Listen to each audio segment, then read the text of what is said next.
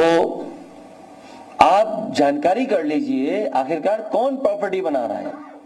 Property बनाने वाले zero poverty की बात कर रहे हैं। ये उसी तरह की बात कर रहे हैं जैसे अभी कुछ दिन पहले ये जीरो टॉलरेंस की बात कर रहे थे लॉ एंड ऑर्डर में, फिर जीरो टॉलरेंस करप्शन की बात कर रहे थे। जब लॉ एंड ऑर्डर जीरो हो गया और आपका जो टॉलरेंस जो बता रहे थे कि जीरो टॉलरेंस इन करप्शन, उसमें इनके आईएएस को भागना पड़ गया। और वो आईएएस सच्चाई है कि वो कहीं ना कहीं मुख्यमंत्री आवास में ही छिपा होगा। कभी किसी ने सुना होगा कि कमीशन के चक्कर में आईएएस भाग रहा है, इंसेंटिव देने वाले कमीशन को लेकर के झगड़ा कर रहे हैं।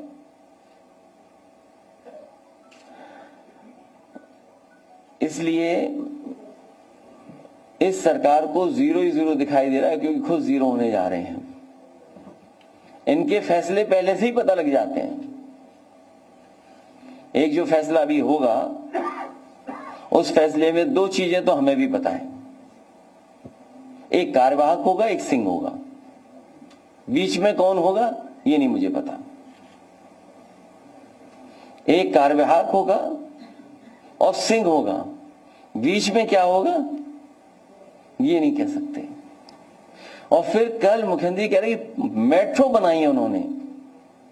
अरे आप सबसे पढ़े लिखे लोग हैं, बुद्धिजीवी हैं और लखनऊ के हैं। आप मुझसे बताओ कहां मेट्रो बनाई उन्होंने? कोई मेट्रो बनी हो तो बता दें, किस जगह मेट्रो बनी है? पूरे उत्तर प्रदेश में जो मेट्रो आज बनी और चल रही है वो समाजवादियों की देन है, वो भारतीय जनता पार्टी की कोई उपलब्धि नहीं है। जब नौकरी नहीं, रोजगार नहीं, और जब नौकरी रोजगार मिल जाने चाहिए थे, तब सरकार कह रही कि हमने लैंड बैंक तैयार किया है। जो सरकार अभी भी लैंड बैंक तैयार कर रही हो तो इन्वेस्टमेंट क्या है होगा? फिक्की जैसी बड़ी संस्था है, हालांकि उस पर टिप्पणी नहीं करनी चाहिए कि वो कमजोर लोग होते हैं, उद्योगपति कारोबारी लोग, वो सरकार से सवाल नहीं पूछ सकते। जो सरकार कहेगी उसी को स्वीकार कर लेंगे।